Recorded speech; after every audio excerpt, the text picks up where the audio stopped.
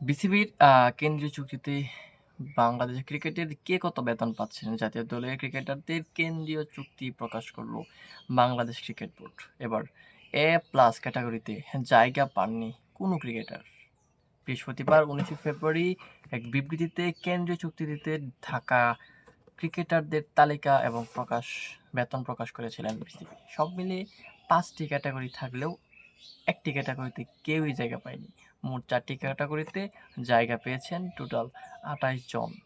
কেন্দ্রীয় চুক্তিতে এ ক্যাটাগরিতে আছেন নাজমুল হোসেন শান্ত, মেহেদী হাসান মিরাজ, লিটন কুমার দাস এবং তাসকিন আহমেদ। এই ক্যাটাগরিতে বেতন 8 লাখ টাকা এবং 6 লাখের বি ক্যাটাগরিতে আছেন মুশফিকুর রহিম, মুমিনুল হক, তাইজুল ইসলাম ছাড়াও আছেন মুস্তাফিজুর রহমান, সাদনাম ইসলাম, তানজিম হাসান, রিশাদ হোসেন, শেখ মাহেদী, নাহিদ রানা এবং হাসান মাহমুদ। এবং সি ক্যাটাগরিতে আছেন সৌম্য সরকার, জাকের আলী, শরীফুল ইসলাম এবং তানজিম হাসান, সাকিব, নাসুম আহমেদ এবং সৈয়দ খালেদ। এই ক্যাটাগরিতে বেতন ধরা হয়েছে 4 লাখ।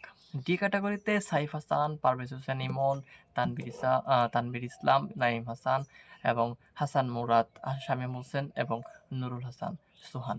এই ক্যাটাগরিতে বেতন পাবে 3 লাখ টাকা।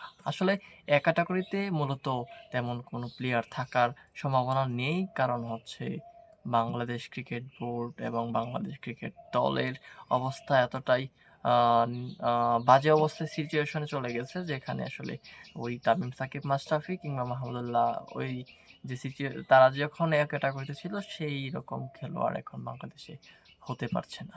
সেটা হোক রাজনৈতিক কারণে, সেটা হোক ব্যক্তিগত কারণে।